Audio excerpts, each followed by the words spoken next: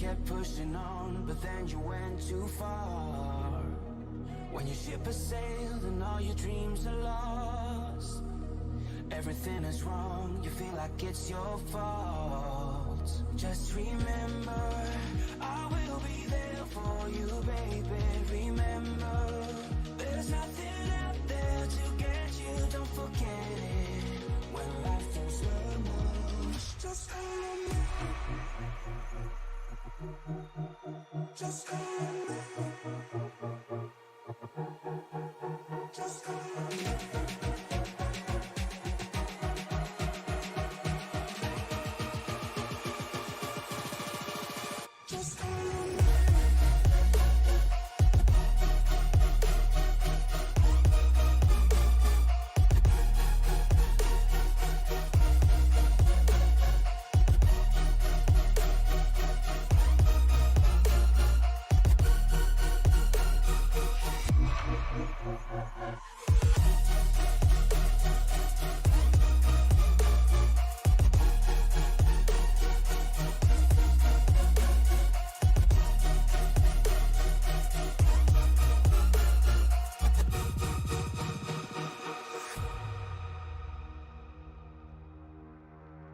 You're stronger now than you ever been.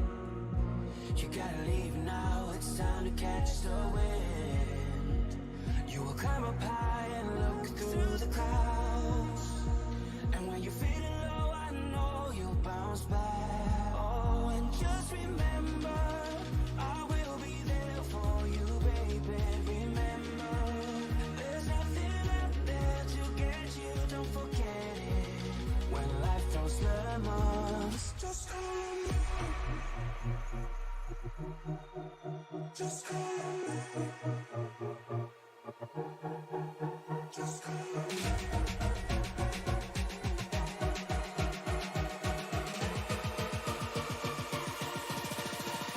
Just hold on.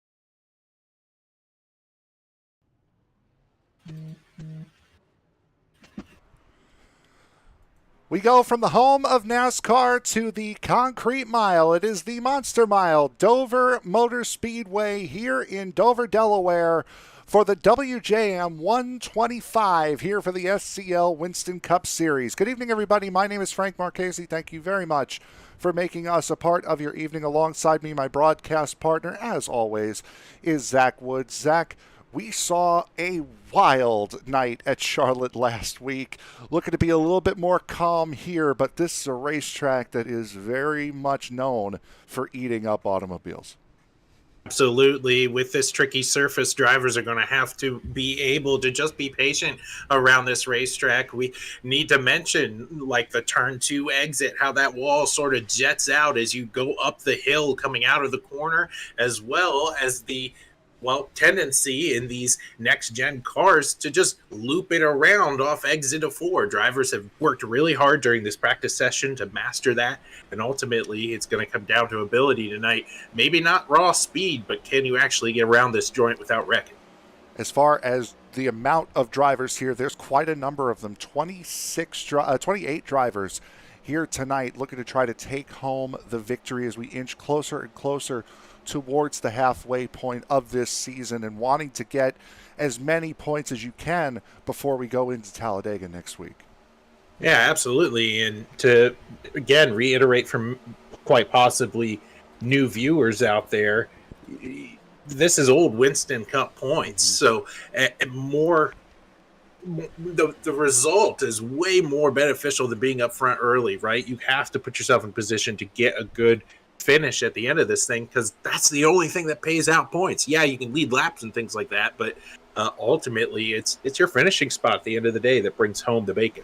Absolutely. As we'll take a look now at those championship standings, Maxwell Caldwell, his second win in the last 3 races. He won back at Twin Ring Motegi, and won last week at Charlotte, now with a 44-point lead over Barrett Flowe. So he's starting to gain that little bit of cushion that he had throughout the majority of last season, taking home his championship in his debut season. Yeah, he's made it very clear at the end of these races that he wants to build that cushion early. He doesn't want to be worrying kind of those last few races in a nail biter towards the end of this. Of course, every other competitor wants to reel it back in right now, but it is hard to snap that momentum once he gets it rolling. A lot of drivers that you see moving down with big red numbers next to them are guys that most likely did not participate at Charlotte last week. And even for those who did participate, we mentioned it was a wild and crazy night last week. A lot of big incidents all throughout the field.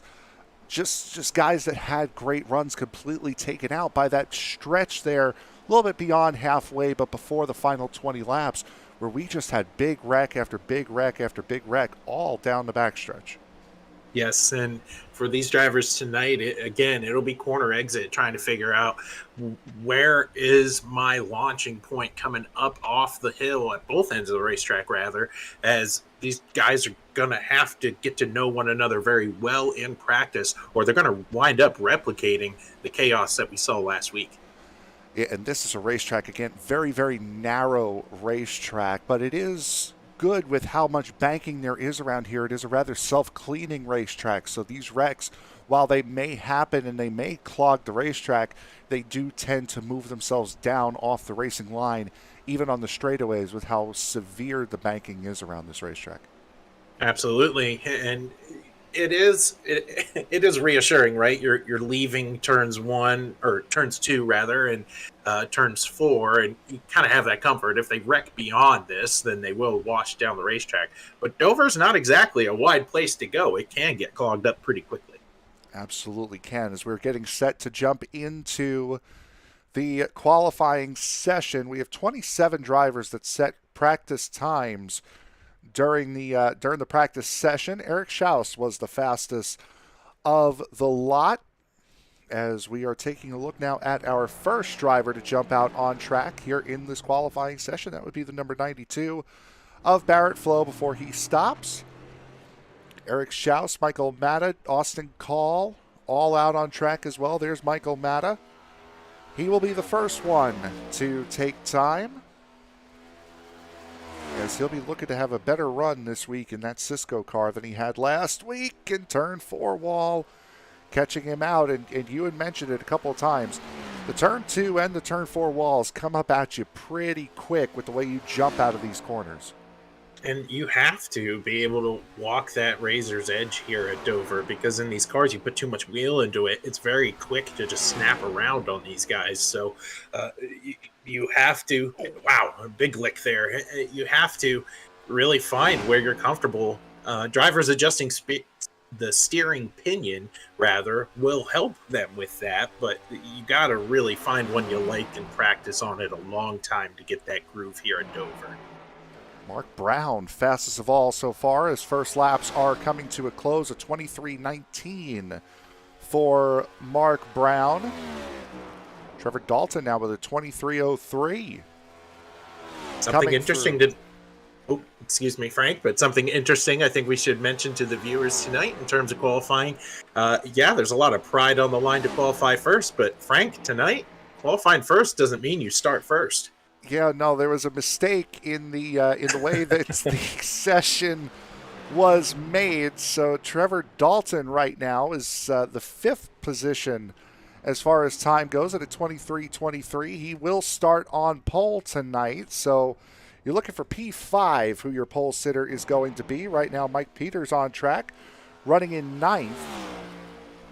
a 23:09. Matthew McMeekin jumping up to 7th on his second lap at a 23:06. Peters very, very quick. Fastest of all, first half of the lap. See what that 95 can do. Coming to the line, looked very, very good. Good enough to get him the fastest time at a 22:93, which will be good enough for 5th. There's a lot of pride out here, right? You still want to go out and get pole, but for some of these crafty drivers, maybe purposely trying to qualify 5th is the way to go. Remember, this track doesn't exactly lend itself to super competitive racing from back to front. Normally, you're kind of stuck where you start. So passing is going to be difficult tonight. So maybe people are going to play some strategy with that front 5. Taking a look at that number 22 of Matthew Phaneuf. 20th fastest right now on the board. Michael Matta, Mark Roetgen, and Lee Campbell put down both of their qualifying times, but neither one of them were valid. Andrew McKenzie jumps up to 17th as Phaneuf jumps up to 19th. Matt Mettler on track right now, the number 716. He is the only driver out on track setting laps. Joe Owen, the only other driver that has not attempted to set a time. He did not set a lap in the practice session either, so questioning whether or not Joe Owen will be here to compete, which means there will be 27 cars that will take the grid here tonight. Absolutely. And for any of our viewers that might be watching going, wait, what does he mean those laps are invalid? What does that mean? Well, here at a track like Dover, much like any other track, you do have to be mindful of those outside walls. And if you just happen, wow, that was close. If you just happen to touch one, Frank, and get a 1X for it, 1X for off track, 2X for hitting the wall, your lap doesn't count. If you get an X, whether or not it's a 0, 1, 2, or 4, your lap that you were on is no longer valid. Is Joshua Yarborough getting close? Yarborough will be the last one to set time, 22nd quickest on his first lap. Matt Mettler went 20th quickest on his first and only lap of qualifying. Yarborough quicker on the second attempt. He's going to be flirting with this timer here. Boy, nailed it perfectly. And Yarborough will jump up to 13th. Way to time that out, Josh. And Mike Peters will have the fastest qualifying time. However, he will not start on the pole with a time of 22.979. It'll be Eric Schaus starting on pole here tonight with Ryan Farrell making up row number 2. Row 3 will go to Maxwell Caldwell and Austin Call. Mike Peters will start in the 5th position with Steven Johnson to his outside in row number 3. Trevor Dalton and Michael Acord will make up row number 4 with Matthew McMeekin and Justin Lewis in row 5. Row 6 will see Barrett Flowe and Mark Brown. Joshua Yarborough and Michael Caffrey will make up row 7. Row 8 will see Tillman Hewer and Chris Myers, Eric Peterson, and Andrew McKenzie in row 9. AJ Hobson and Matthew Phaneuf in row number 10. Is flanked by Todd Merkel starting in 22nd. Scott Benedict is beside Edward Alea back there in 24th. 25th is Joe Owen. 26th is Michael Matta. 27th we get to see here is Matt Roetgen and Lee Campbell, again rounding out the field in 28th tonight. Frank, we're going to be setting up for a good one here at Dover.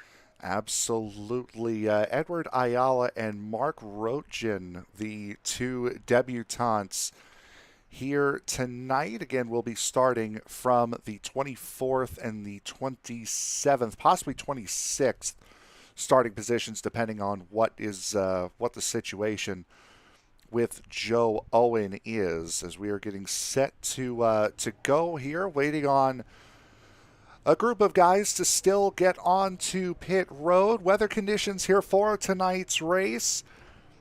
74-degree ambient temperature, 79-degree track temperature. The wind, though, hovering around 10 miles an hour just past 5 o'clock p.m. in sim time. So it's later in the day. It's cooler. That's going to help with the grip. However, that wind is not going to be doing these guys too many favors blowing northwest. Absolutely. Cloud cover is going to be a big deal here as we transition from, I guess you call 5 o'clock late afternoon, huh? Or early Just evening. about, yeah. We'll transition over the 125 miles tonight here at Dover. And it will grip it up here. These drivers are going to eventually like the conditions of their car the later the run goes on. Of course, tire management here at the Monster Mile is always something we need to take note of, as this track is notorious for eating and spitting out these Goodyears that are on these cars. Absolutely. Waiting on Steven Johnson and Joe Owen here to grid up to get us going. There goes Steven Johnson, and I have an assumption that we will not be seeing Joe Owen gridding up here tonight. So we should be rolling here momentarily as we get set to go for round number 6 of the season so far here for the SCL Cup, Winston Cup Series. That's what I was going for. A lot of great racing that we have seen here so far this season. And again, inching closer to that halfway point. Points are still very, very tight. Make up a good amount here at Dover. Yeah, and it's a 6-1 bad day from Maxwell Caldwell for everybody reeling back in, especially with this point situation we got going on here, mimicking the old Winston Cup point situation. So very well, like, you got to take care of your own business around Dover, but misfortune could definitely be biting some of these favorites up front here tonight. Absolutely, and with a guy like Maxwell Caldwell out in front, we've seen what he's been able to do over these last couple of seasons, and it certainly leads to a lot of pressure being put on a guy like Barrett Flowe, who's going to be starting from the 11th position here tonight to try to get up through the field. Pace car is off, getting set to go for 125 laps. Here from Dover Motor Speedway, into the restart zone they go. Green flag is in the air. We are racing at Dover. Restarts are going to be a huge topic of conversation tonight. As you see Mike Peters not wasting any time. He says, I started this thing first. I want to lead the first lap. Boy, my goodness, he goes from 5th. He's going to be in the lead going into turn 3. What a dive. Certainly caught Maxwell Caldwell out as Mike Peters gets the pole from the top 5 inverse, restarts this race in 5th, in the race lead before the first lap is in the books. Yeah, I don't know what to say, Frank. That was amazing by Mike Peters, able to get through the traffic very, very quickly, and ultimately he's not wasting any time. He's got about a 3-car length lead here on Eric Schaus as he's leaving turn 4, making his way to the start-finish line once again. Raising Kane's Chicken Fingers car is certainly raising hell, as that was Joshua Yarborough, I believe. Yes, it is, with Chris Myers down on the inside wall. And because they were both straight, we will stay green.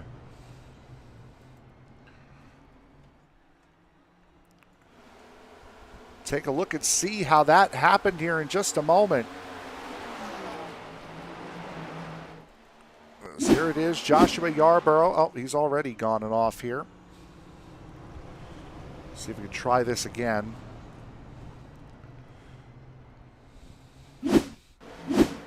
It's Tillman Hewer. Oh, there's Yarborough. Oh, there was Myers. Yarborough got into the wall, and Myers just had nowhere to go. Sent them both down the racetrack. Good on both of those drivers to keep that on the inside apron, not being able to ricochet back off the wall, back up onto the racetrack. I know at that point you don't have a lot of control over what's going on, but they did a good job keeping it below the racing line, and probably wanted a yellow there, Frank, but they're going to make it down pit road here safely.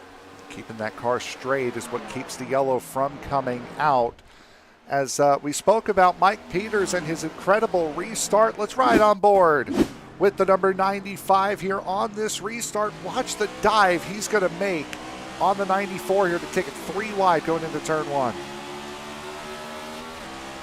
That's amazing. Normally when you take this shallow entry right here, that spells certain doom to the guys behind you. And then not even out of turn 2, he's already applying pressure to the leader. Just ran right up on Eric Schaus as if he was standing still. Incredible start from the 95. Out to an 0.8 of a second lead here already. Eric Schaus, Ryan Farrell, Maxwell Caldwell, Trevor Dalton, your top 5. As battling between Austin Call and the 18 comes down on the 17 of Michael Acord. Acord's second place finisher last week at Charlotte. Running in 9th right now. Yeah, looking at apply pressure here early, and that's all well and good, but again, tire management here is going to be a huge topic of conversation for these drivers this evening. So you can try to push hard right now, and if I'm Austin Call, I'm more inclined to say if you want it so bad, then go around the outside and try to pass me. You'll use more tire up doing it. On board with Michael Acord right now, gets loose coming out of turn 4. Trying to keep it out of that wall. He's going to lose a spot to Matthew McMeekin. May also lose one to Mark Brown here in the 73.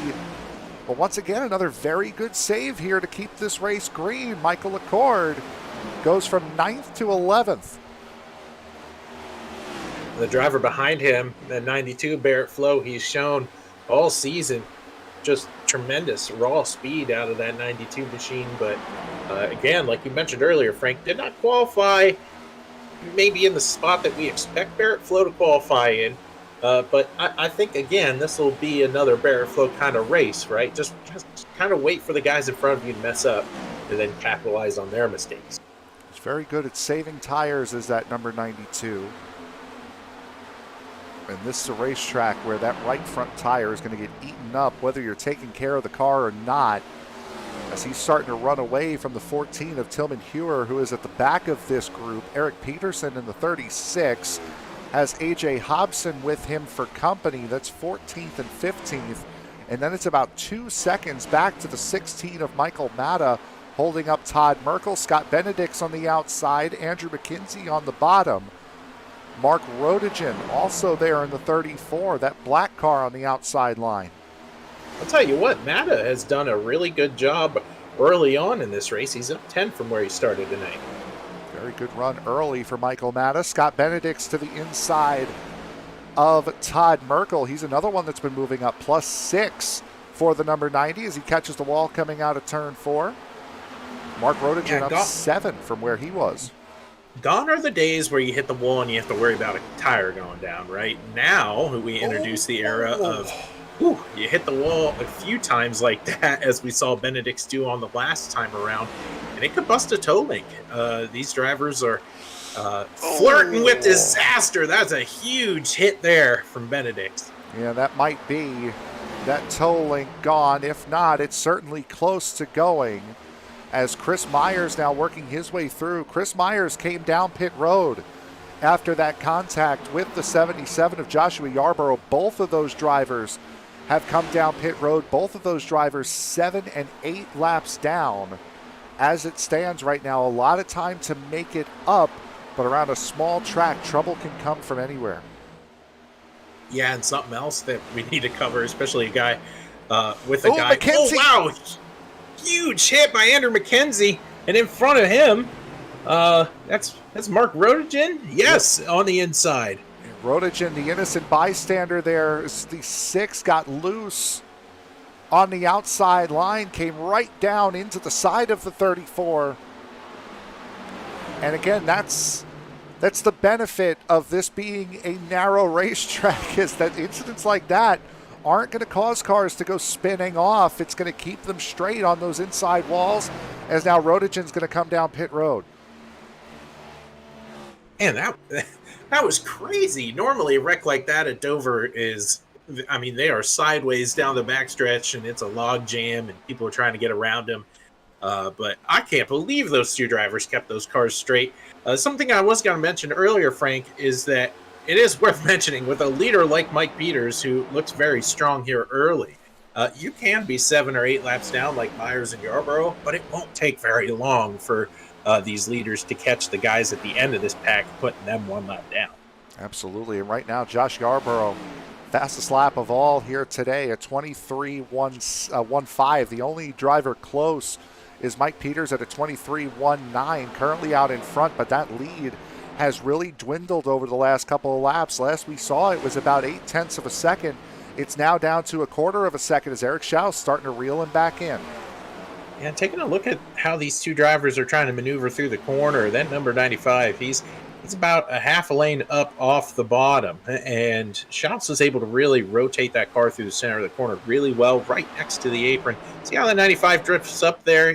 You can wind up double apexing these corners here at Dover, but it is best served if you wrap the apron.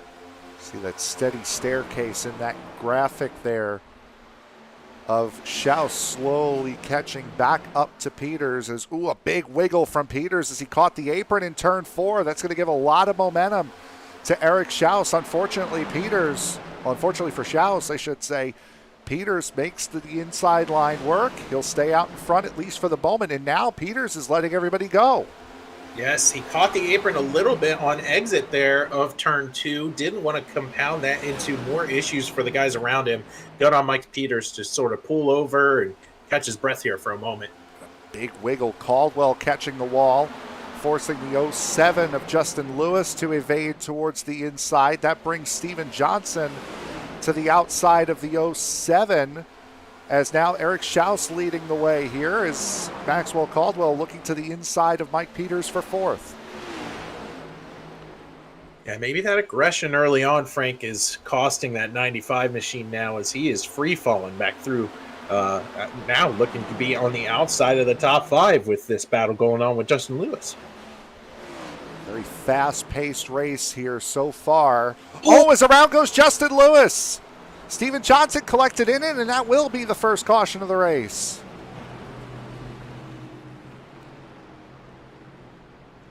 Couple drivers here that have been so strong in the last few weeks, Frank, getting caught in one early here at Dover. We're only in lap 25, and Justin Lewis hit the inside wall very hard. I think we're going to see on the replay just an example of drivers getting loose coming off a tricky turn 2. There's Steven Johnson right there in the 44. A very similar incident to what we saw between the 6 and the 34 earlier on. As here is the replay. He caught the left rear of the 95. Did Justin Lewis. Yes, he did. Wow. See this from Lewis's perspective here.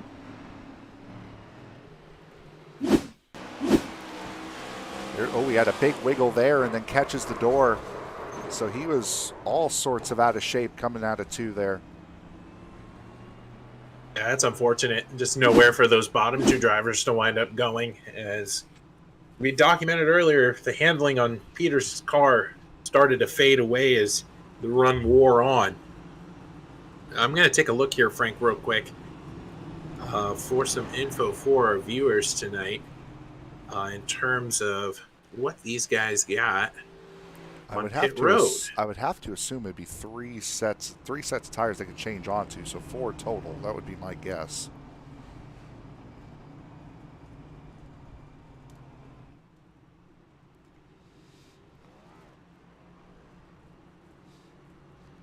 As Eric Schaus currently out in front, Ryan Farrell, Trevor Dalton, Maxwell Caldwell, and Matthew McMeekin out in 5th position. The 44 of Steven Johnson, even though he caught that wall very hard on the inside, did not pit. At least the first time around. It would appear as though he's coming in now, as you do. So he will come down pit road now to repair the damage on that number 44. Justin Lewis came in the first time around, and he is still down pit road, just leaving now with Michael Acord as well. Matthew Phaneuf down pit road, leaving there as well in the 22. The Pennzoil number 22 in that Bill Davis Caterpillar scheme, though, from the early 2000s. It's nice. These guys do a really good job with paint schemes here in this league. And it seems like the guys here at SCL are really open to changing schemes from week to week. I think this is a new one for Neuf, so good to see him sporting a new paint scheme, getting creative. More information for our viewers out there. Frank, the tire set limit for the race is 4, so you were correct there. And then also something to just make a mental note about for us up here in the booth, the incident count limit for disqualification is a 29x. And at a track where you can scrape the wall fairly regularly, you can get a penalty at that 21x mark and then wind up getting DQ'd at 29.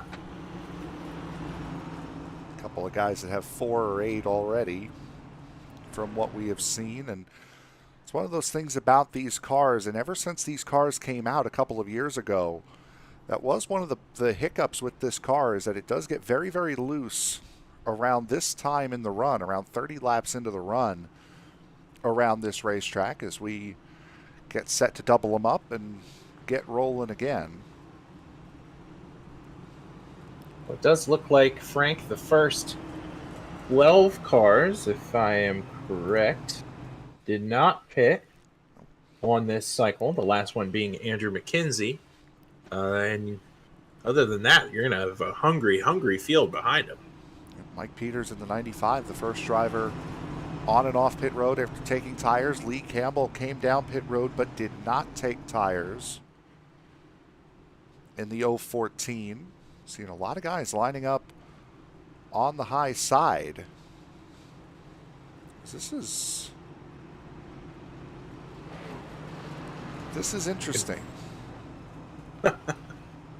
As we've extended the pace laps here. Now, my question is, I think what they've done is, oh no, there they go. I was going to say, now they might have run the restart the old-fashioned way, where all the cars line up on the outside except for the lap cars, which line up on the bottom, because that's the way it was looking like it was going. Mm-hmm. But now everyone's doubling up the way they would today. I was getting flashbacks, Frank. SCL does their street stock series, and I have the privilege to be up there in the booth for that. And that's how they do all their restarts. And so I too thought the same thing. I was like, wow, I think they're gonna go real old school tonight, but that's not the case. Unfortunately not.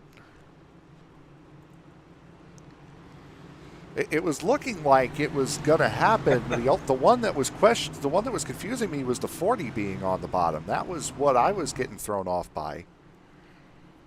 As everyone was lined up on the outside, the lappers were on the bottom except for the 40, who will take his spot on the outside of row number 1 here to lead this restart away. And once again, we're going to have to watch out for that number 95. He's going to be very, very quick on fresh tires coming up through the field. That blue car right there at the bottom of row number 7 here for this restart behind Matt Metler in the 716.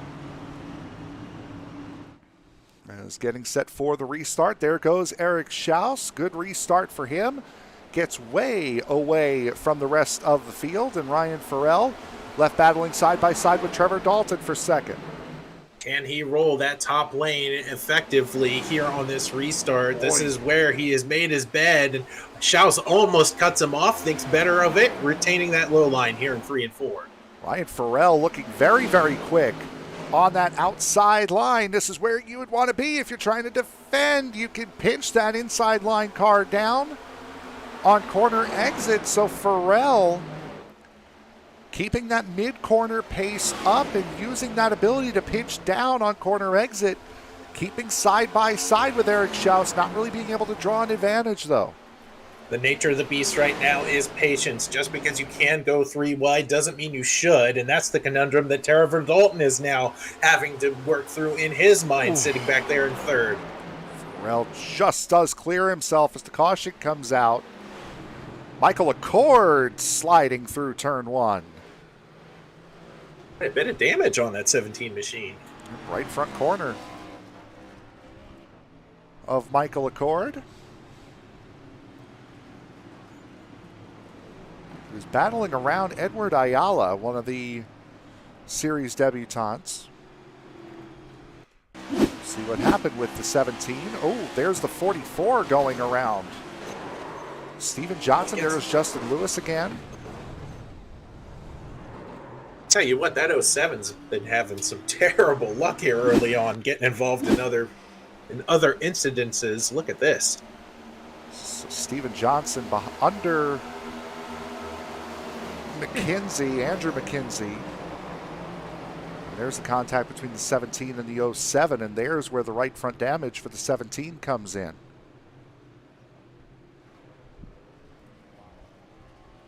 Frank, this is going to bring a number of drivers who stayed out under that last caution down pit road. Let's take a look at this again. Just see how easy it is here on this low line to lose it. Wiggle, wiggle.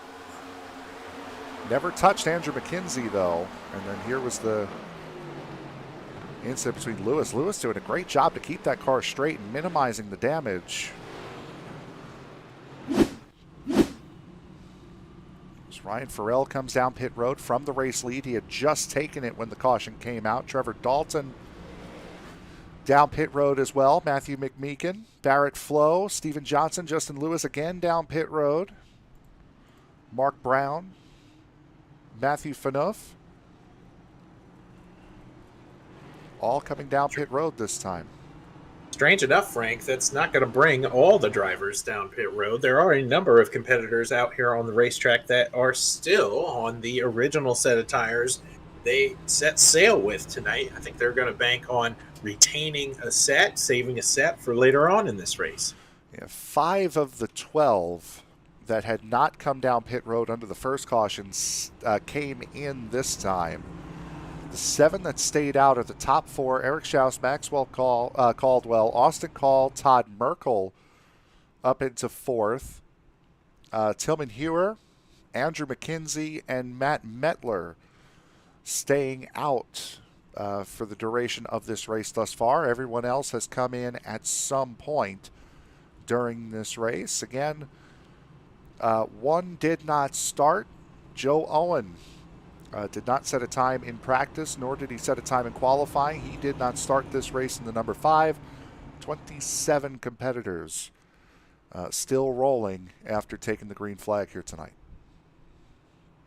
We do have a number of competitors that I'm very surprised have worked their way through this traffic maybe a little more efficiently than Mike Peters has done on his fuel cycle, because man, we saw in the beginning of the race he ate up 5 spots like it was nothing, but he does have to compete with a couple of drivers here actually in front of him that are sporting the same strategy. That's AJ Hobson and Michael Matta, 5th and 6th right now. There's AJ Hobson, that Coors Light machine on the bottom line.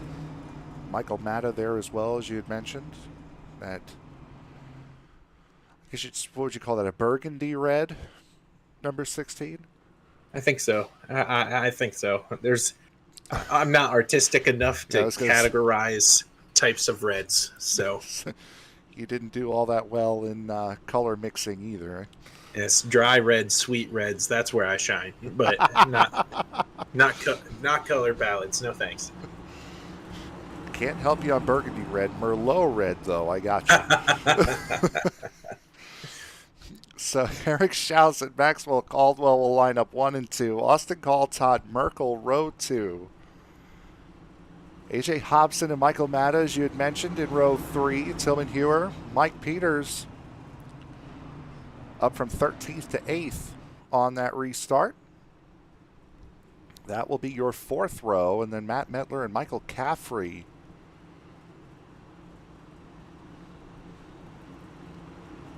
will be the next row, as there appears to be a dispute in position between the 777 and the 716. Now they look like they got it sorted.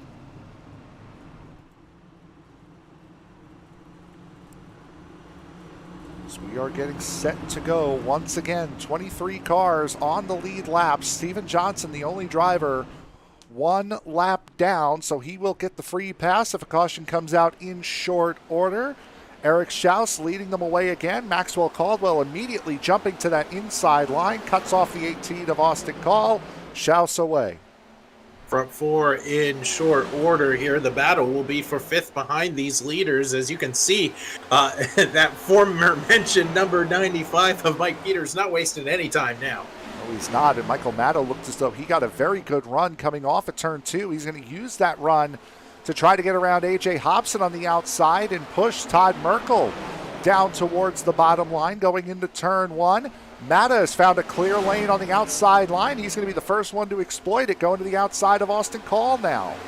You flirt with trouble every time you're up on that high line, but you can certainly make speed, and that is what we are learning from Michael Matta right now. Look how deep he drives it into the corner. Michael Matta, one of the drivers that came in on lap 25, as did A.J. Hobson, as now Michael Matta splitting the middle, going three wide with Hobson, and into the inside wall goes Hobson, and Mike Peters, caution is out. Drivers that were on fresh tires trying to split the difference between drivers that have not pitted yet in this contest results in chaos here up front and is going to take out one of the favorites in Mike Peters, at least for now. A.J. Hobson also involved, as well as Michael Matta. We're going to have to take a look at this replay because these guys were coming through the field.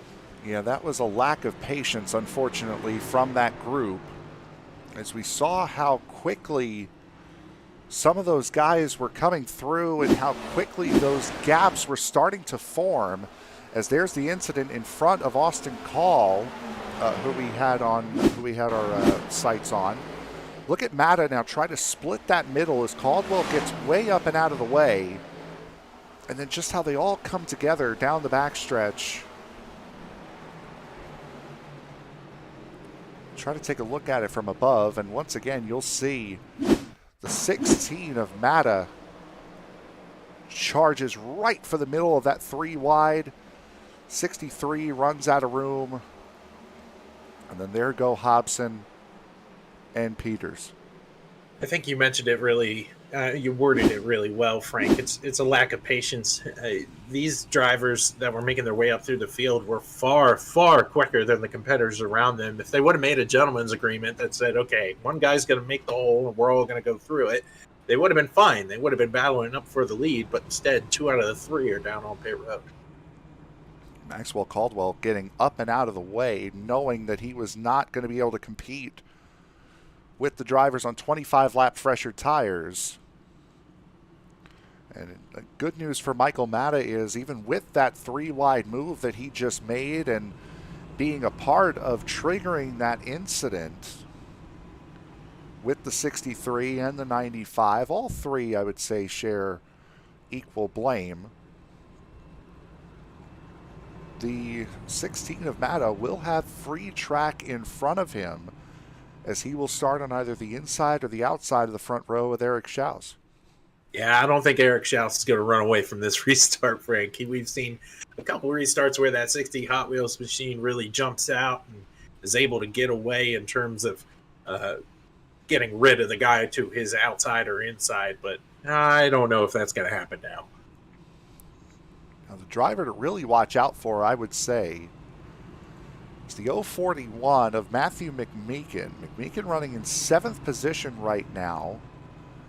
He pit on lap 33 and took tires, as did the 30 of Trevor Dalton sitting just behind him. So these guys have fresher tires even still than the 17 of Michael Acord, who's right in front of McMeekin, and the 16 of Michael Matta. So those guys might be looking at the 041 and the 30 in their rearview mirrors very, very soon.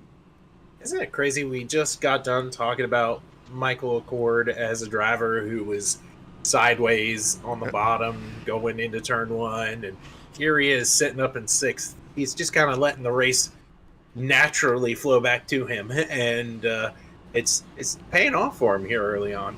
That did remind me that I said last week, I said I will report during my NIS race. I'm going to crash on purpose and then see if that puts me up at the front like most Yes. guys do in this league.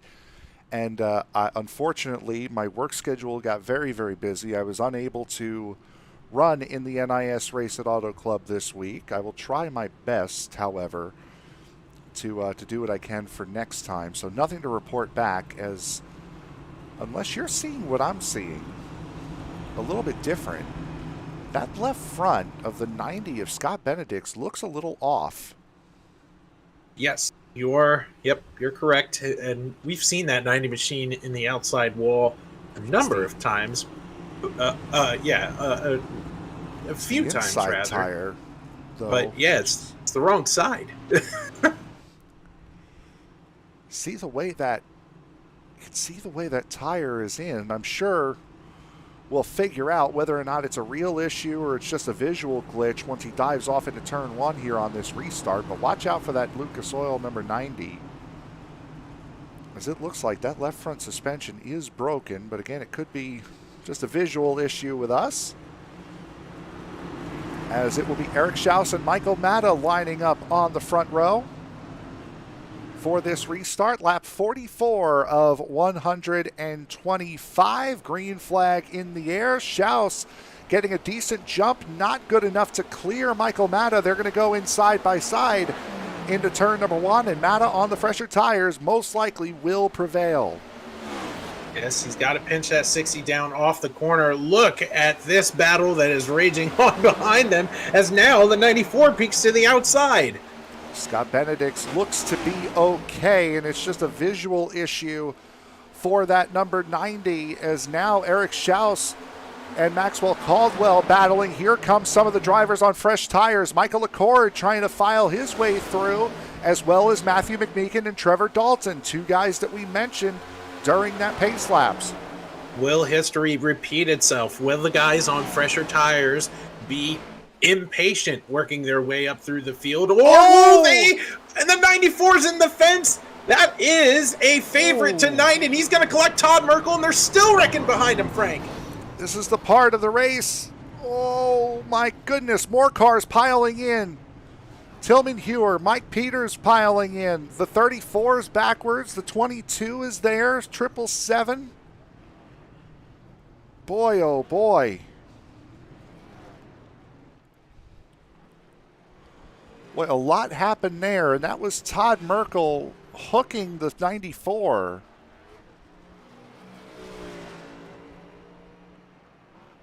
Is what got that going. So take a look and see. There it is. There's the 94 getting hooked. Schaus getting involved. Hoyer. Yeah, Acord was the one who got the Acord, yes, pardon me. Merkel up in the fence right there, but look at this. It's just a total gridlock right now. There's Tillman Hewer in the 14, stopped, as is the 777. Rodigen also.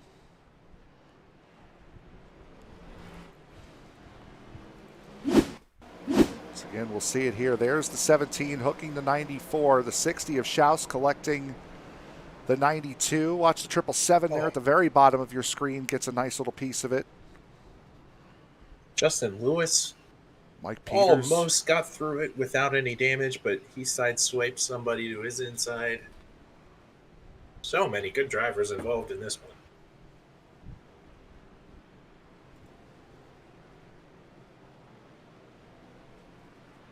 From Michael Acord.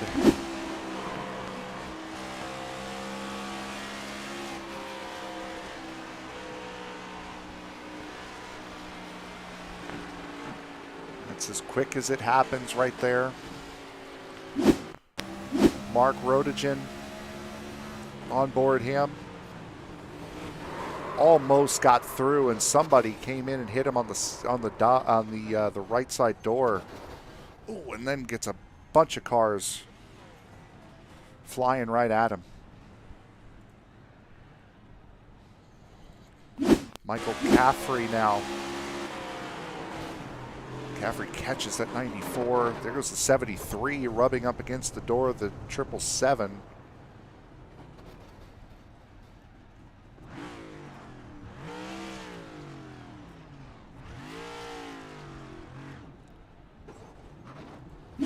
Scott Benedict's in the 90. Looked like he was going to get through, and then the cars just started to pinch him down, did Merkel and the 94 of Caldwell.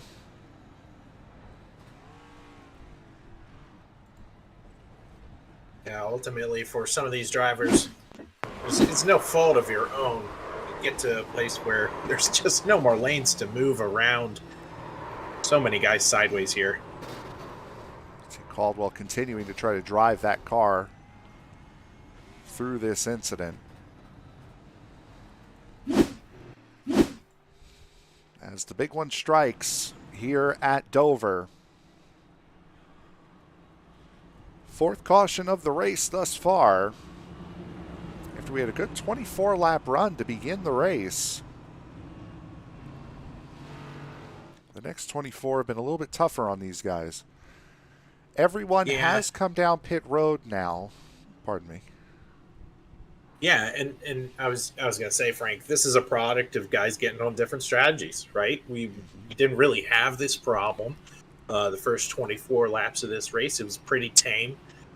What caused the first caution was just simply tire wear, guys trying to keep the car underneath them.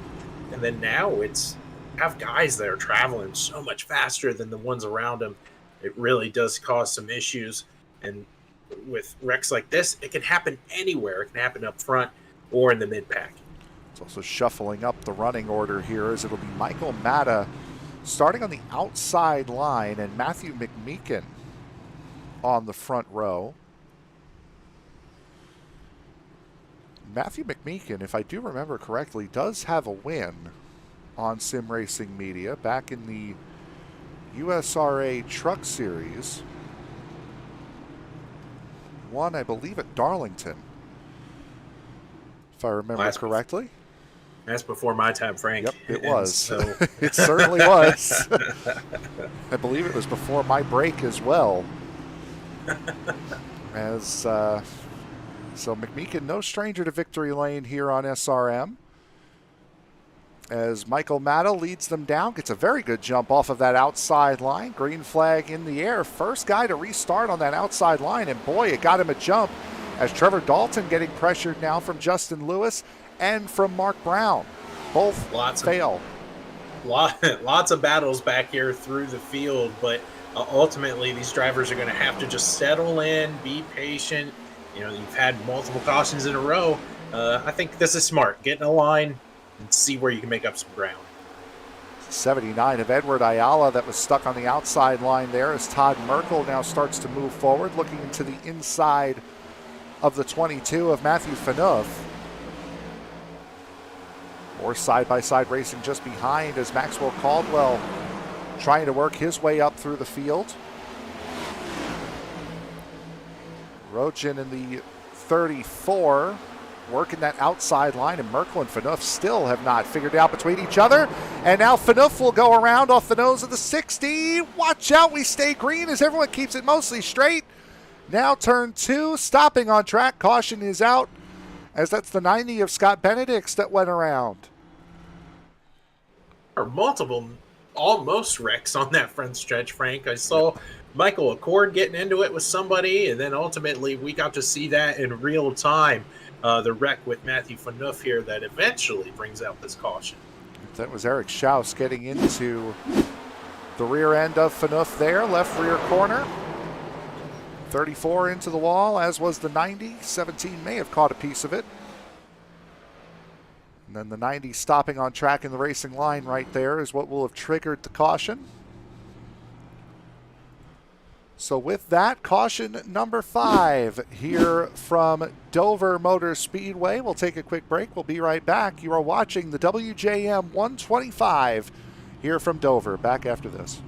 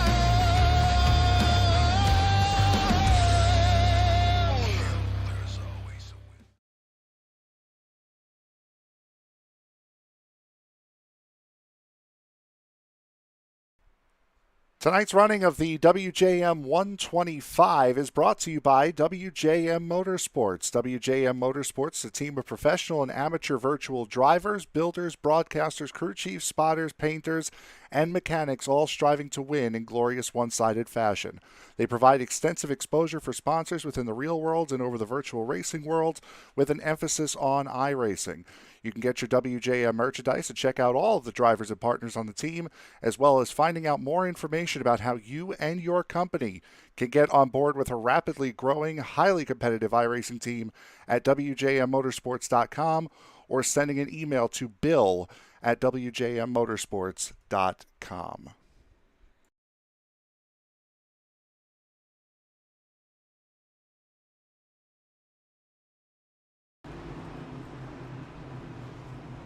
About to restart on lap 58 here from Dover Motor Speedway, the WJM 125. Michael Matta in the race lead right now. Pit strategy getting him there. Trevor Dalton on fresher tires running to the inside of him. He will start from the second position. Matthew McMeekin on the same strategy as Dalton. Justin Lewis on fresher tires, and all three of them currently starting on the outside of the front row as we get set to go back to green flag racing. Michael Matta was exceptional on his last restart, starting from the high line, getting an early jump through the Geico restart zone. He does it again here, taking the green flag, and it looks like everybody's going to sort it out behind him. Matthew McMeekin on that inside line. Surprised that Justin Lewis didn't get as good a restart as he could have gotten, as McMeekin will slot into that third position now. Look a little bit further back. Lee Campbell looking to the inside of Edward Ayala as the 17 just shot right to the outside wall. Caution is out. Wow. That was violent.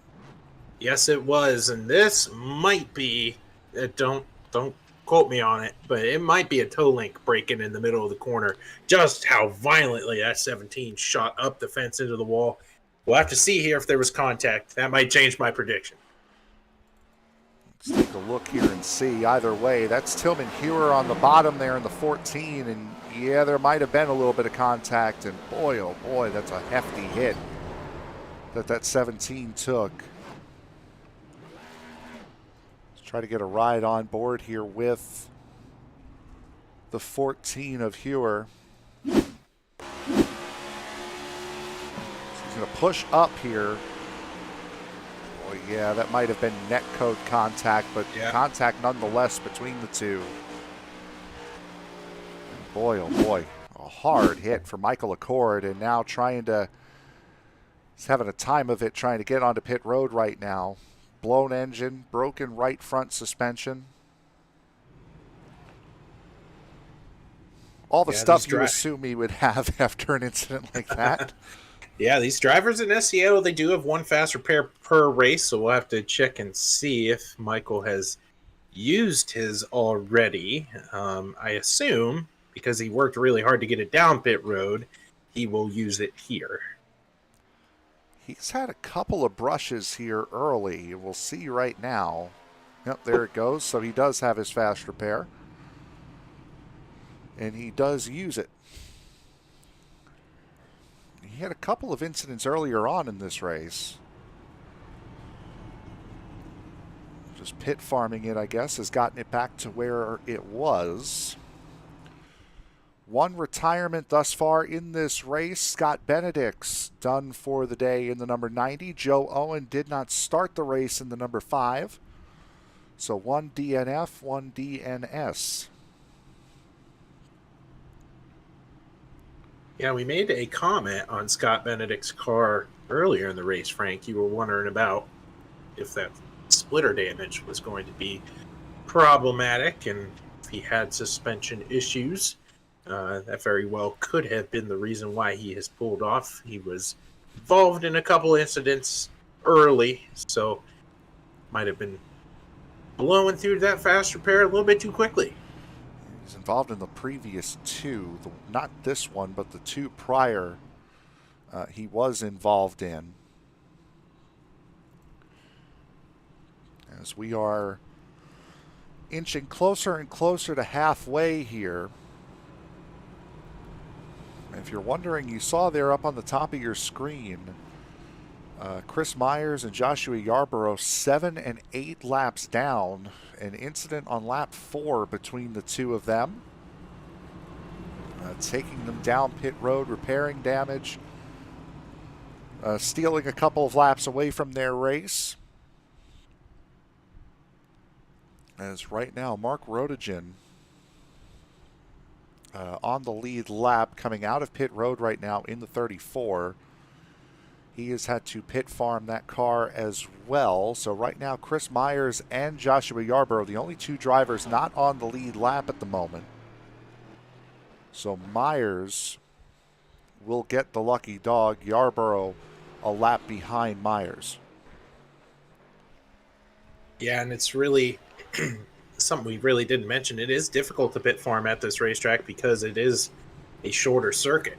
And kudos to anybody who is dedicated to make that happen so far in this race. But the lights are out on the pace car. We're going to try to get that long green flag run. And Frank, you talked about earlier how there's a 24 lapper to begin this race. And ever since then, we've been, caution breeds cautions here at Dover.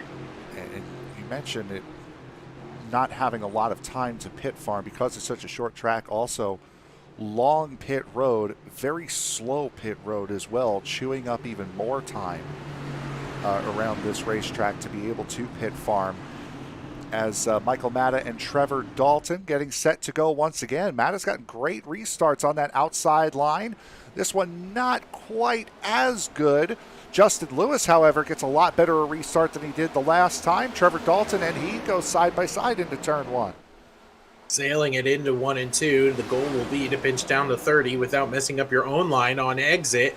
They both do a great job as they continue to be side by side in 3 and 4.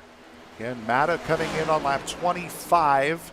Trevor Dalton and Matthew McMeekin. There you see him in that Busch Light car, the white and red car in 6th. Came in on lap 33. Lewis, Farrell, and Hobson, the 07, the 40, and the 63 came in on lap 40 and 41, respectively. Ooh, that 07 making his own groove out there. As you saw the Coors Light machine in the fence off of 4. Everybody keeps it straight, so we remain green here at Dover.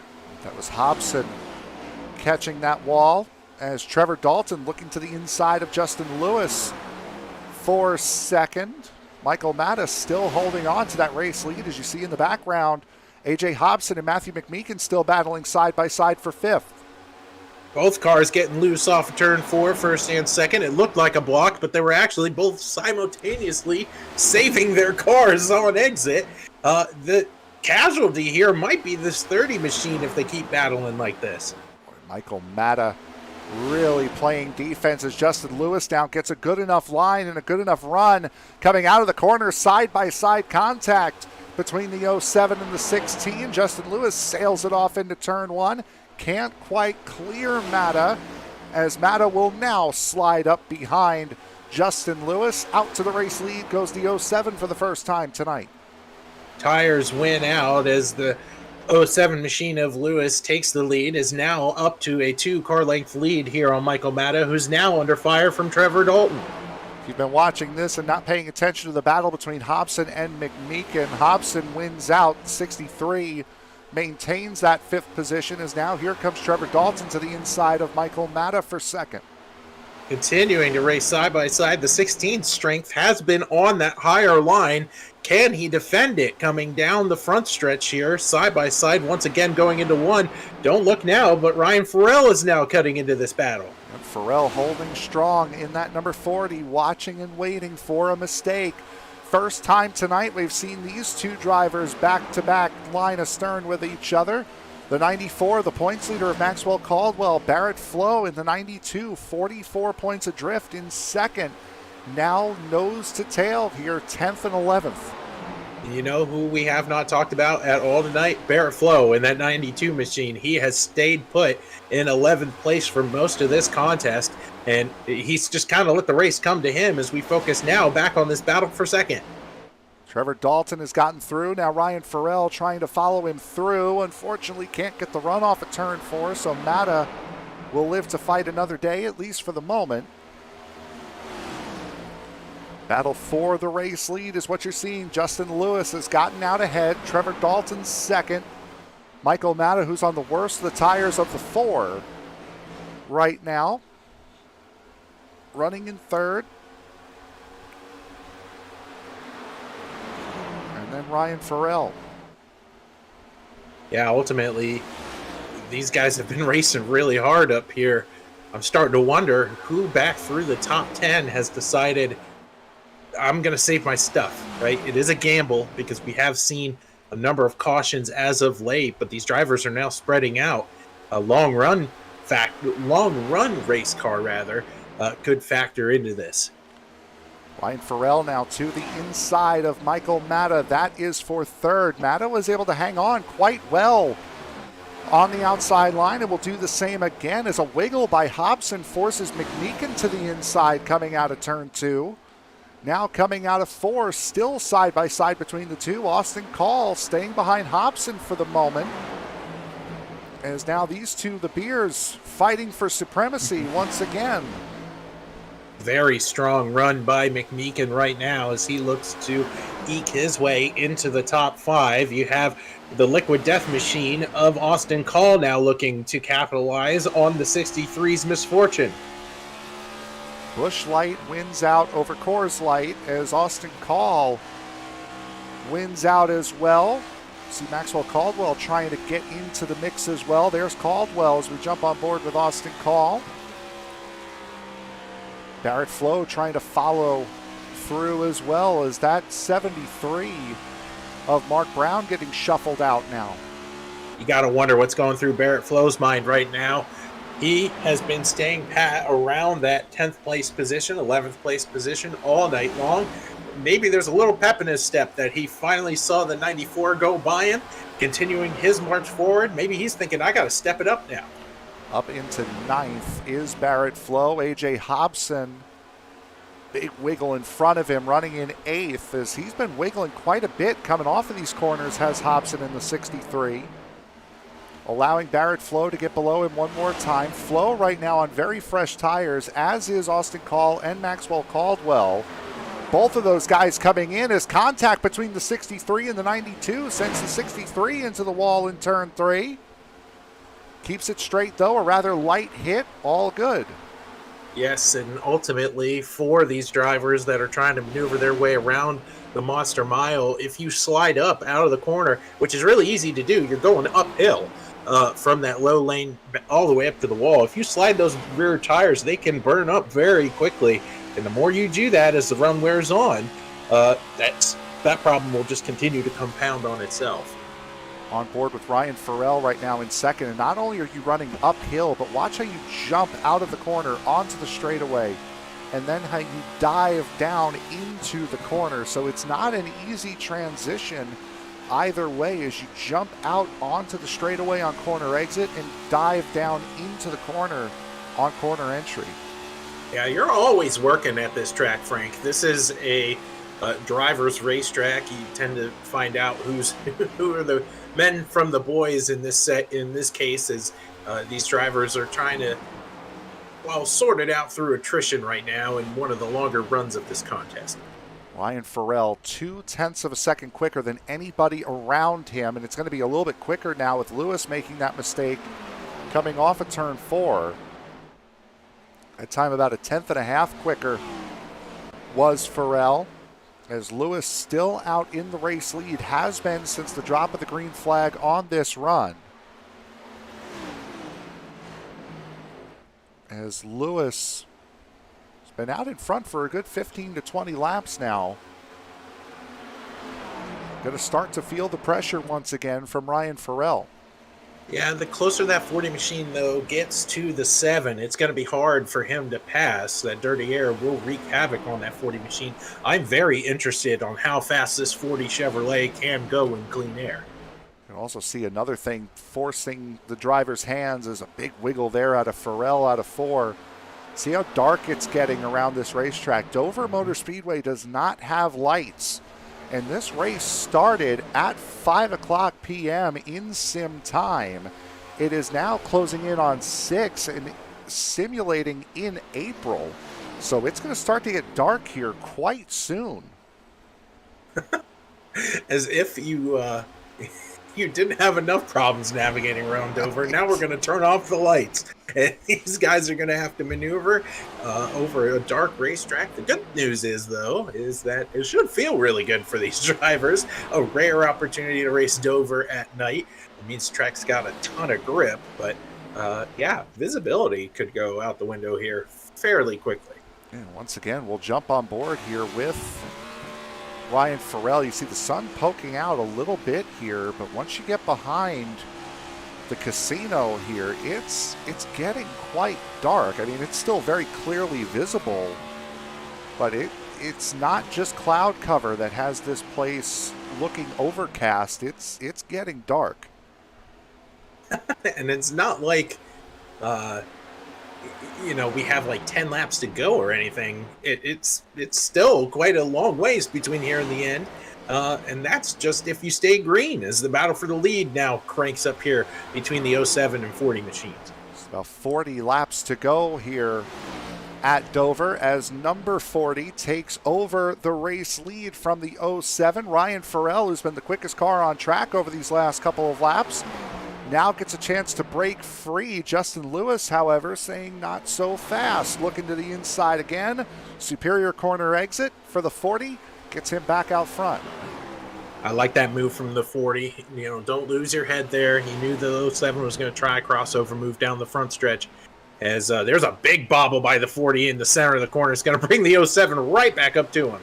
Michael Matta has a big bobble as well, catching the wall out of turn 4. That will allow Maxwell Caldwell back through. Caldwell back into the top 5 after getting spun out of second as Matthew McMeekin now starting to look to put the moves on Trevor Dalton for the final step on the podium. As McMeekin looking to the inside coming out of turn 4 in the 041. Impressed with this 041 machine. He has been very quick tonight. Great showing here by Matt as he's now broken into the podium position. He's one of the faster cars on the racetrack right now. Matthew McMeekin, third fastest car on the racetrack, but only by about 100th of a second. He also came down to pit on lap 33, running times that are quicker, the same, if not quicker, than the 2 drivers in front of him that came into pit on lap 41 and 40.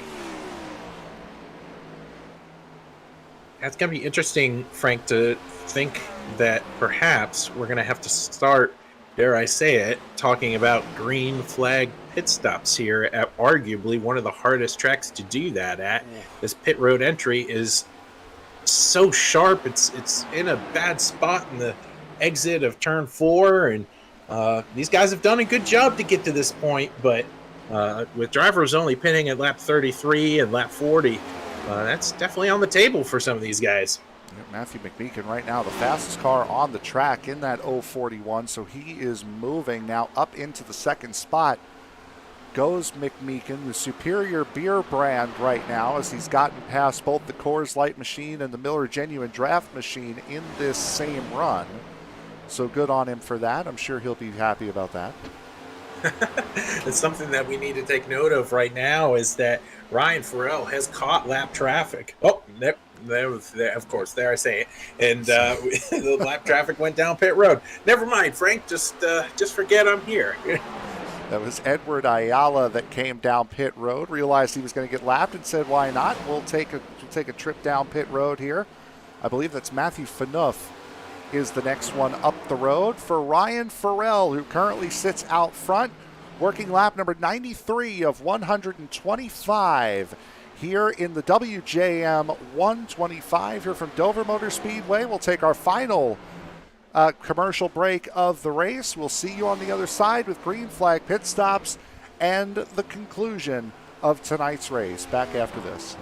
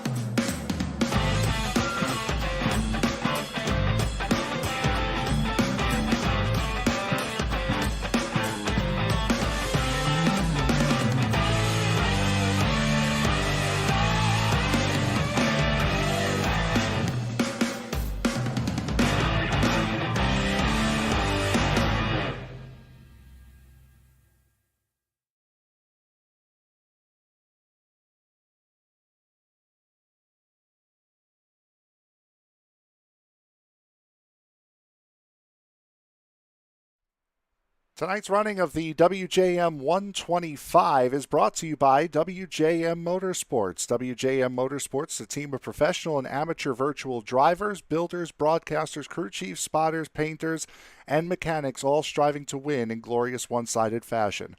They provide extensive exposure for sponsors within the real world and over the virtual racing world, with an emphasis on iRacing.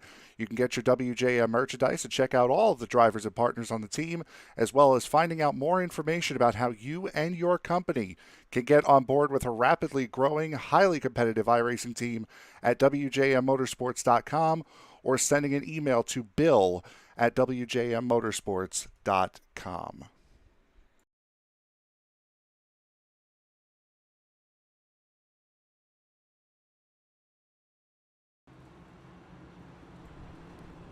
Back here at Dover Motor Speedway, the WJM 125. The caution flag has come out. As of right now, source unknown, which is why we took so long getting back from break. Right now, it's Michael Caffrey out in front of the field. Came into pit on lap 55. Did not pit under this caution flag. Everyone behind him, however, did, as you saw. Ryan Farrell coming away with the race lead under this pit cycle.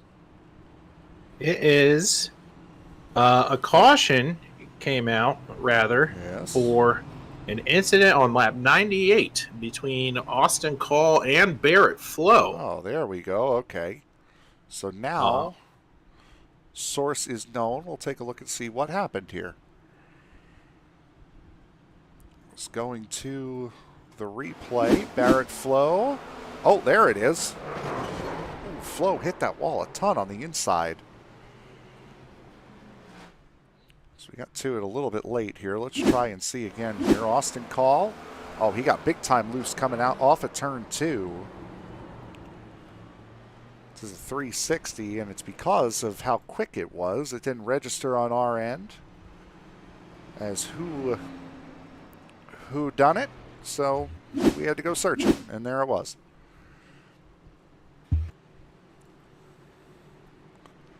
So that throws a wrench into what was a green flag pit stop rotation.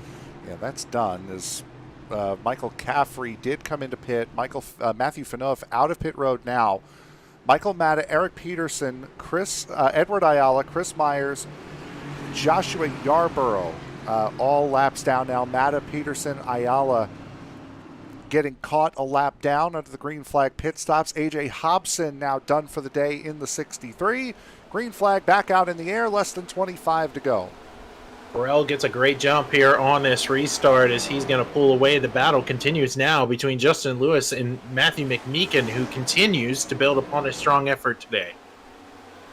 And once again, side by side are the 92 and the 18. Barrett Flowe, Trevor Dalton. Maxwell Caldwell running in 5th. You see him there right in front of Trevor Dalton, as that's the 6 of Andrew McKenzie, shying away from the wall out of turn 4, allowing Michael Acord around the outside. Hey, a guy called Michael Peters we haven't talked about in forever. He started, he qualified rather on pole tonight, Frank. Started 5th, made a crazy move to get to 1st, got involved in a couple incidences. He's been hanging in the back this whole time. Hey, hits the wall coming out of 4. I guess we should just stop talking about Mike Peters. Just hung it in the turn 4 wall right now. Did Mike Peters up into 11th position, getting around Andrew McKenzie. Ryan Farrell still out in front. Justin Lewis has gotten around Matthew McMeekin for 2nd. As the 40 and the 07, as the 40 of Farrell catches the wall, and Lewis couldn't get out from behind him as Farrell tried to gather the car. He's stuck behind him still. Last time these two drivers battled for the lead, the 40 machine had fresher tires underneath him. I think the 07's got a better machine underneath him, but he's got to work to get around this 40 car now. Ryan Farrell looking to keep this good finish. He was 2nd back at Twin Ring Motegi a couple of weeks ago when he pulled off on the final lap under caution, going from 2nd to 32nd, and then last week we were wondering why he had pulled off from 3rd.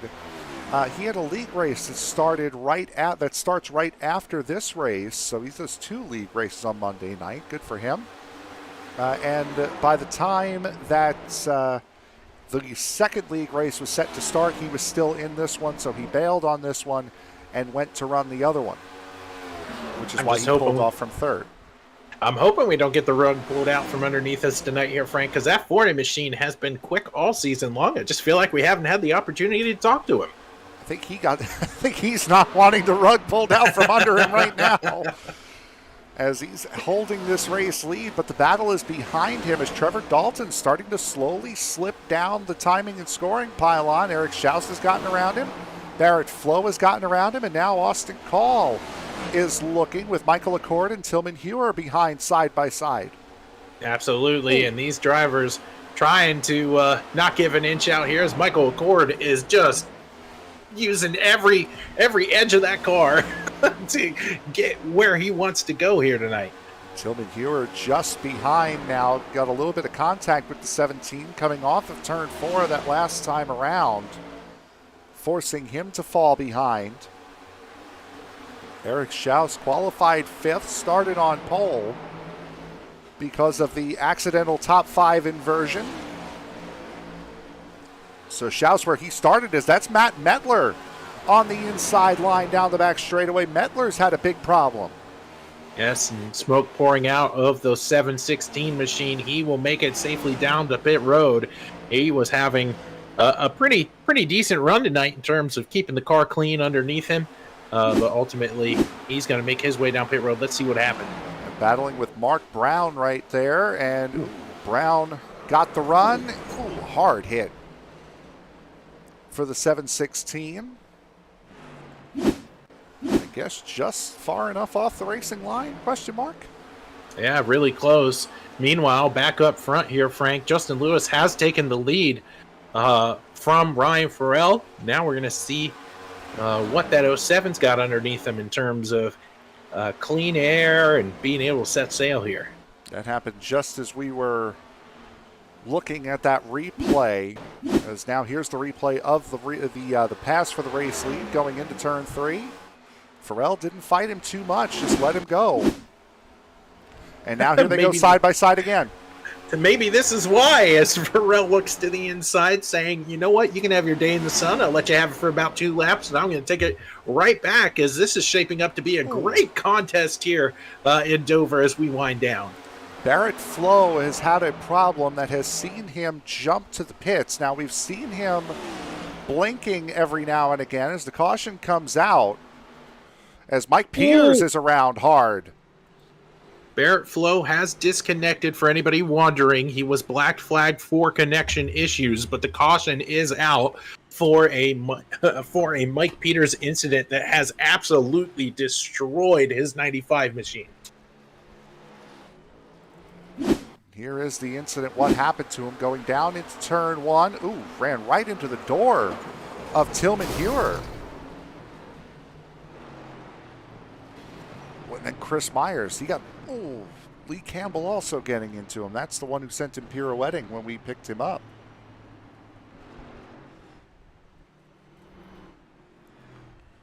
Let's take a look at this from onboard Peters. See if he's trying to save this car. No, he just goofed. Kind of, to be fair to Peters, we were kind of flipping through camera angles there. So there's Lee Campbell getting into it. So let's try it again.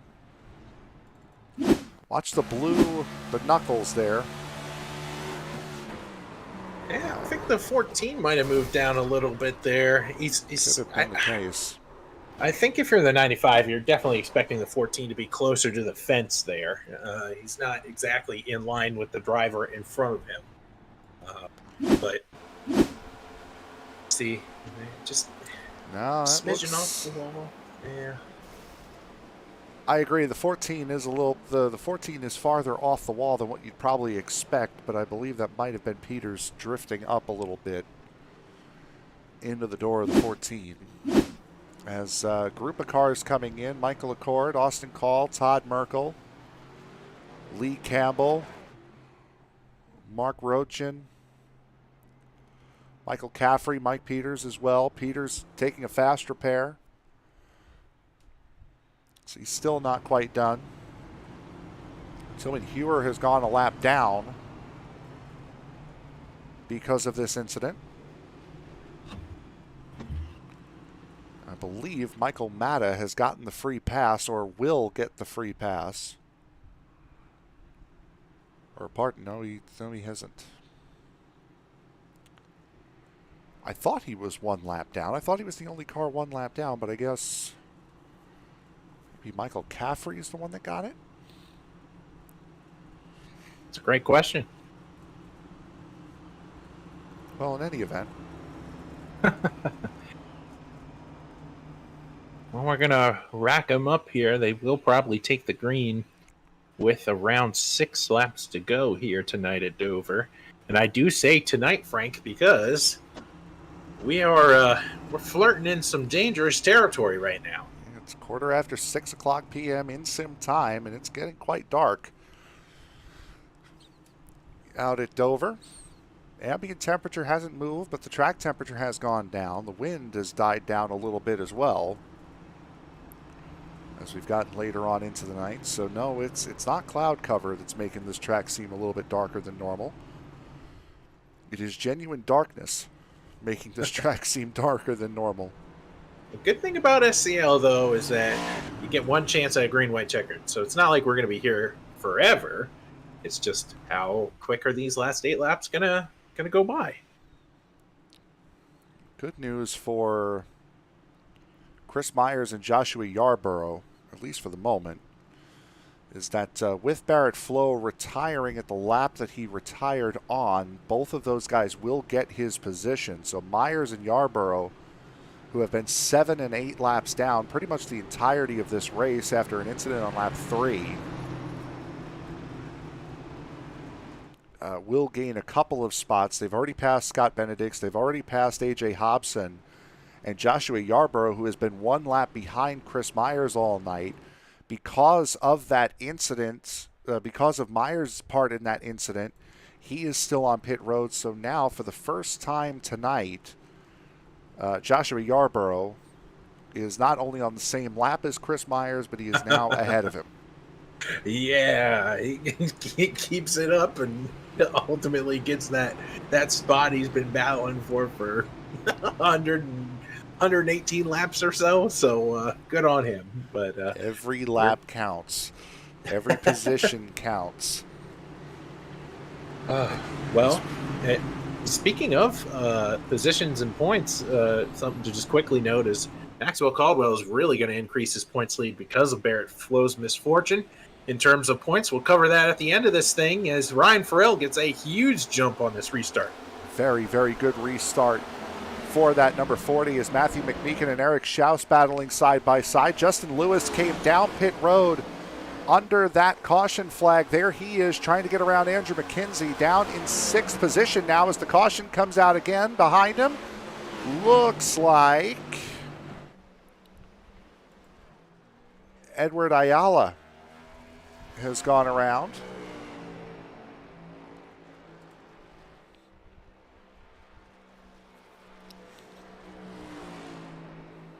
Let's see what happened here with Ayala. Ooh, this happened in front of him. Yeah, Rochin and the 34 and the 95 of Peters getting together, and unfortunately for Ayala, collateral damage.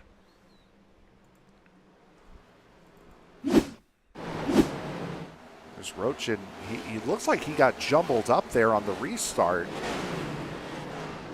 Battling with the 014 and the 16 that slowed him up and then allowed the 95 to get to him in an awkward spot.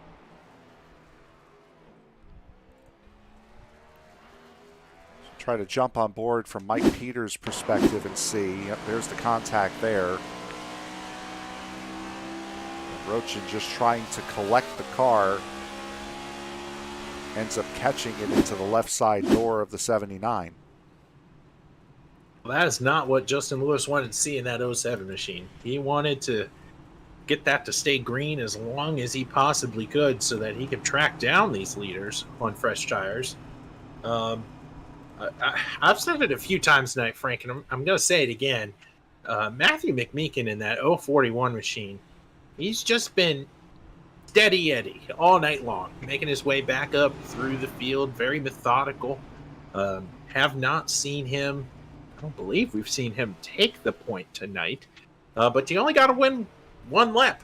That's the last one, and he's put himself in a great position in order to do that tonight.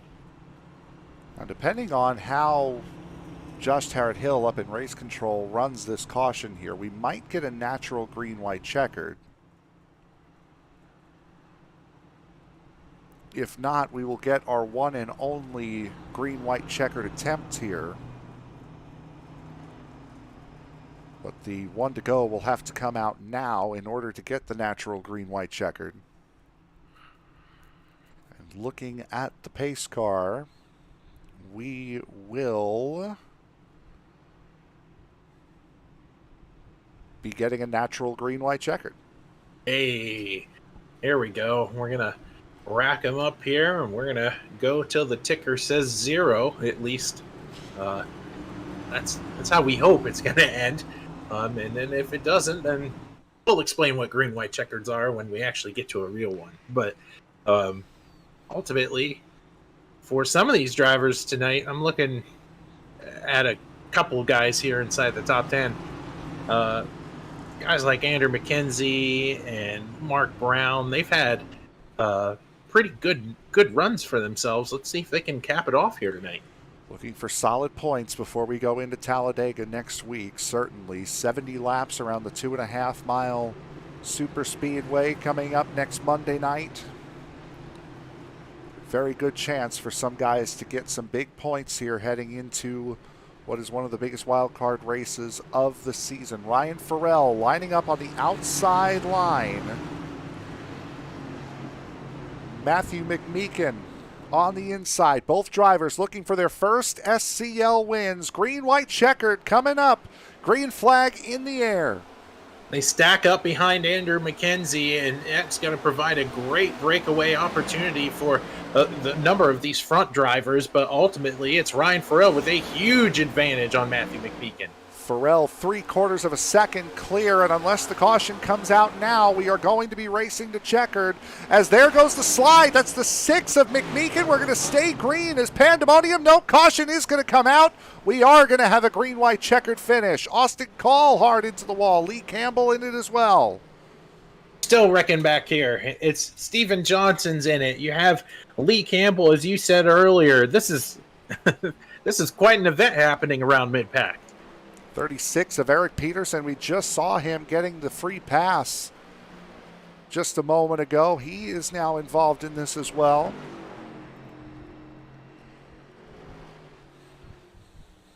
Came so close to getting this in without going to green-white checkered. So we'll take a look and see here. Rochin getting loose, but again, this happens well ahead of these guys as there's Acord getting into McKenzie. Boy, I don't think Austin Call had control of his car at any point going through 3 and 4. Matt Mettler spinning.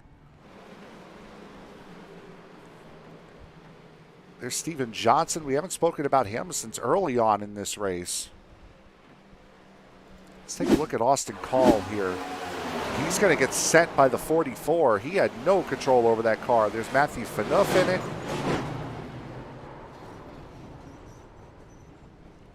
Boy, great job there by Michael Matta. Yep, Michael Matta. Try to get on board with Matta here as we get into this incident. Michael Matta, the free pass car as well.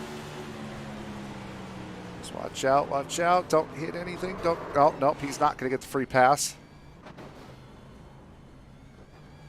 Did a great job, though, to avoid getting collected even further. So no free pass will be rewarded here on this restart, because it would have been Michael Matta. Chris Myers officially done for the night in the 24.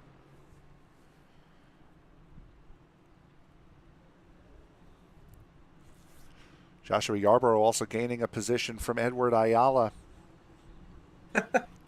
So Yarborough, who had been 27th all race, is going to finish 22nd, possibly 21st, depending on what Matt Mettler does. And I believe Mettler is out, so Yarborough could come away with a 21st place finish after being 8 laps down and 27th for about 95% of this race.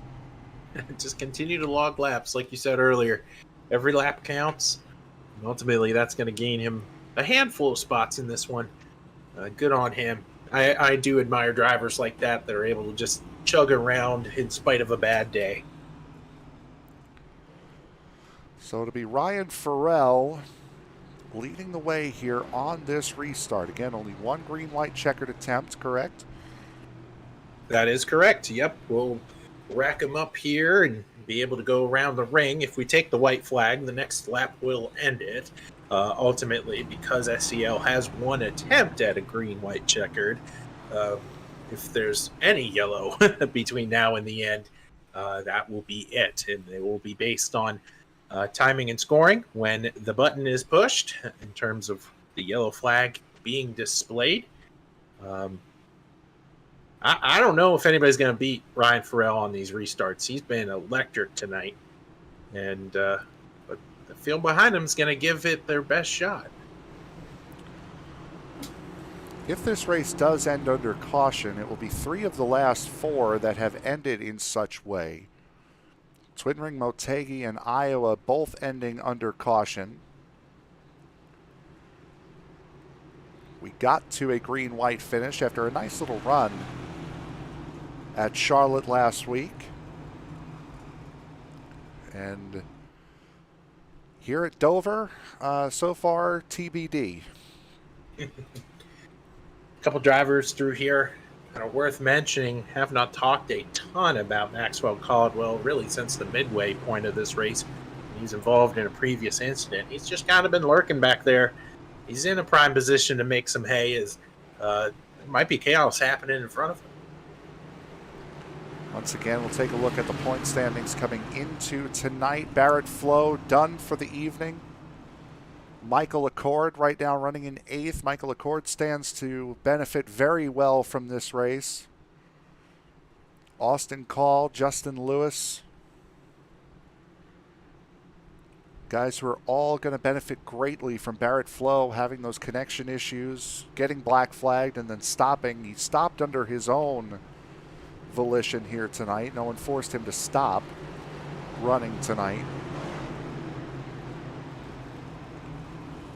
Again, just a reminder of the points scenario coming into this race as we hit the halfway point to end the first half of the season at Talladega next week. We got some great racing to come as the season goes on. Homestead, Gateway, Michigan, Wilkesboro, New Hampshire, and Atlanta. All still to come this season. A lot of great racing, but 2 very big laps that we need to finish here at Dover first. As the clouds roll on in and night befalls Dover, Delaware, these drivers are going to try to get this thing done before nighttime comes around, as there's no lights around Dover. So these drivers have done a really good job up until this point. It'll be Farrell and McMeekin leading the field here. Do they have anything for this 40 machine? As he leads the field down to green, it'll be a green-white checkered here at Dover. Very interesting that Farrell decided to take the inside line on that restart. McMeekin takes the inside line away from Justin Lewis going into turn number 1. He will be clear of Lewis going into 3, but right now it's Farrell by more than a half a second. Absolutely, and the battle is for second right now between the 041 and 07 as the leader has checked out. Caldwell hits the wall. Michael Caffrey is around backwards on the front straightaway. Andrew McKenzie, we stay green though. Farrell up into the race lead. Eric Schaus now backwards with Todd Merkel down the back straightaway. None of that matters. It will be Ryan Farrell taking his first win of the season at the WJM 125 here at Dover. Justin Lewis and Matthew McMeekin round out the podium. The driver who has been so strong 3 out of the last 4 races has had to leave because of extracurricular activities, either going on in his life or through the sim. He's had to disconnect early from contests that he has been in prime position to win. That is not the case tonight here at Dover, as Ryan Farrell is going to win here at SCL's event here at Dover. Incredible run from Ryan Farrell, leading the final 30 or so laps here tonight. Justin Lewis, Matthew McMeekin once again, your top 3. As while we wait for those guys to jump on in and get ready for interviews, we will take a look at what happened on that last lap. And this revolving around Andrew McKenzie coming through. There's Michael Caffrey in the 777. Boy, just ran too hard on corner exit there. And then again, Eric Schaus now back on the other end of the racetrack. Schaus letting off, trying not to hit the outside wall. Gets turned by Peters. Todd Merkel around backwards as well. Merkel driving that thing backwards. And that right there will seal the deal here tonight. As we will now head up for driver interviews. Zach Woods, you are with our race winner, Ryan Farrell. Ryan, it's Zach up here in the booth. I feel like I've wanted to talk to you now for the better part of a month or so because you've been so strong lately in SCL competition, but you tend to leave before the contest is over. That's not the case tonight. Talk to us about your time here at Dover. Yeah, Dover's one of my favorite tracks. It's actually close to my house, so it was a good run. In practice, I picked up on some things. I didn't know guys were shifting, so I learned that.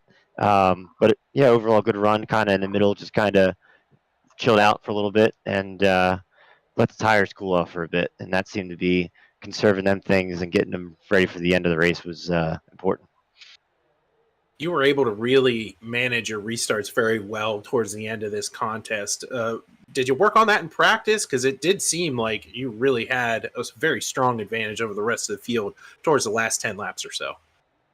Yeah, I worked on a little bit, just knowing because we all know that when these tires get a couple laps on them, that wherever the restart zone might be, it's real slick. So, yeah, I actually had been putting it down to first, and in the beginning of the race, I was running in second. If I wasn't up front, but yeah, getting into first and out of first real fast seemed to be the ticket.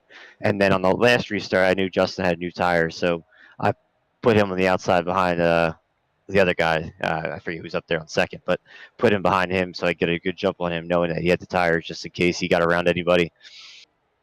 Yeah, well, you certainly played your hand very well tonight here at Dover. You beat the nighttime conditions as it was getting dark here. There's no lights here at Dover. We were talking about that up in the booth, how you guys weren't just racing each other, but the night as well. As you look forward into the season, we're going to go to Dover next time, Dover. We're going to go to Talladega, next time out. How confident are you in that now that you have a win under your belt here in SCL? I'm going to be completely honest, 0%. My car is going to end up at probably a tin can. Plate racing isn't my thing. I usually ride around the back and see what happens. But, Talladega is always fun, so we'll see. Going to need to make some friends, Yeah, absolutely. Well, you have been very, very quick. I'm so excited that we actually get to talk to you up here in the booth, really finishing this one out as strong as you possibly can, getting the win here at Dover. I'm going to leave this time up to you for thank you, sponsors, and shout-outs.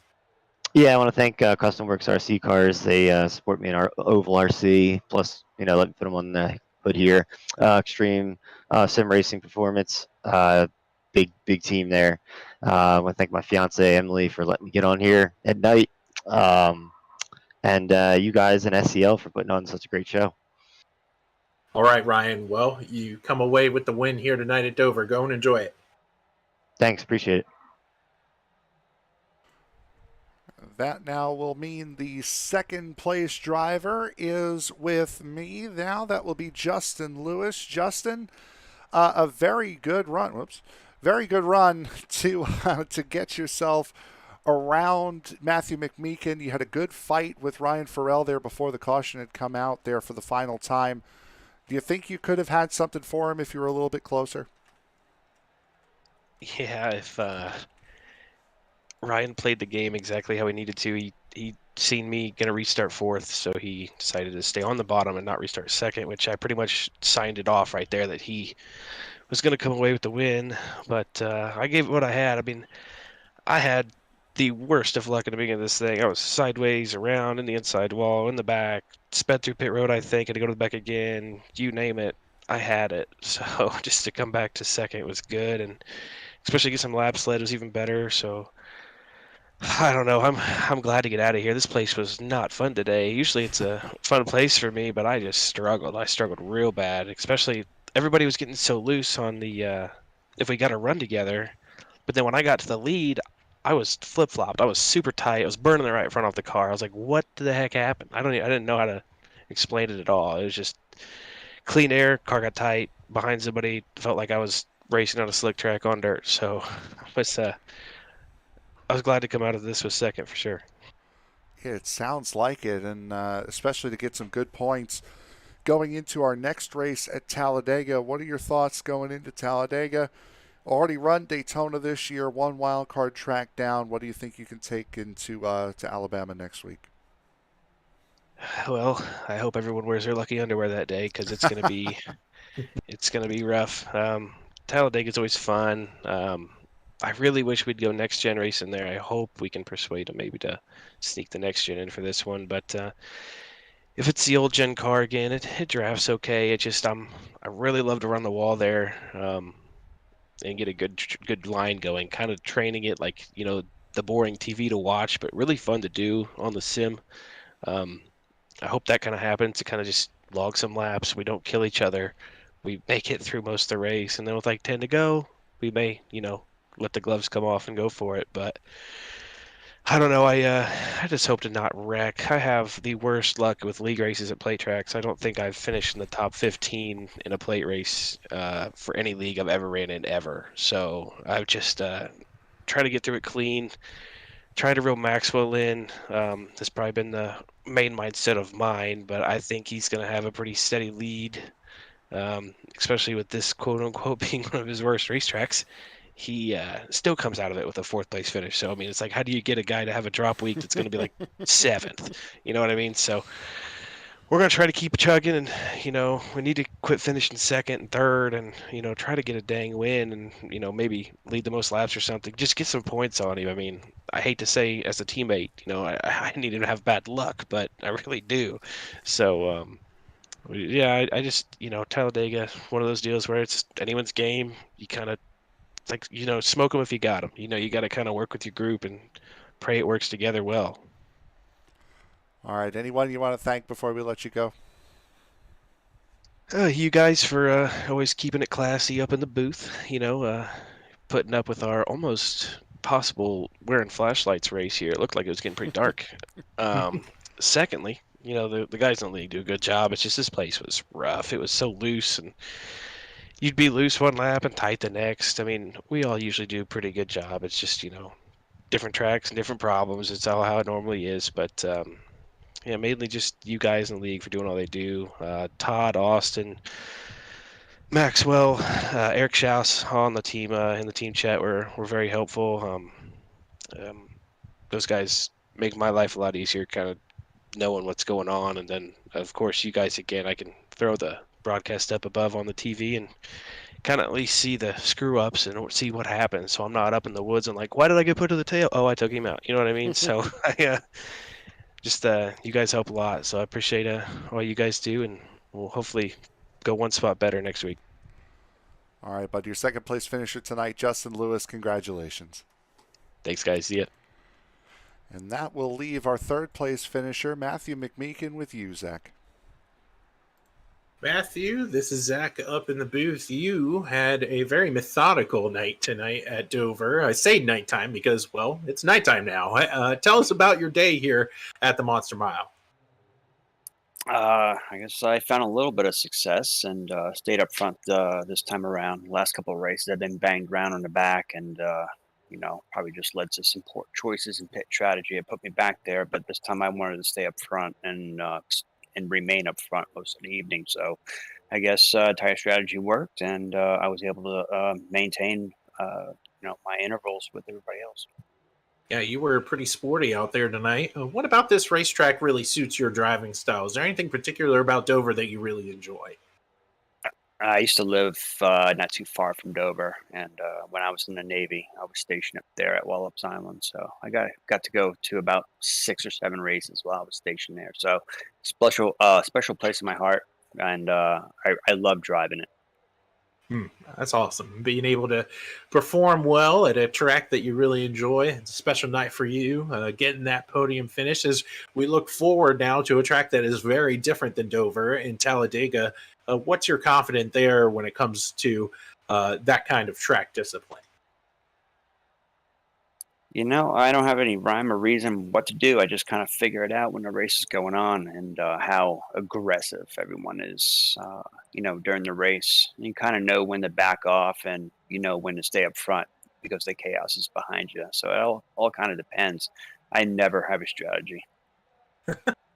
All right. Well, I guess you'll make friends where you find them next week at Talladega. Can't wait to see you out there on that track. But for tonight at Dover, you do secure a podium finish tonight with a top 3 effort. I'm going to hand this over to you for thank you, sponsors, and shout outs. I just thank my family and SCL for taking me on. I'm still kind of new, still learning to know the names and faces here, and just appreciating my having fun. That's the most important part.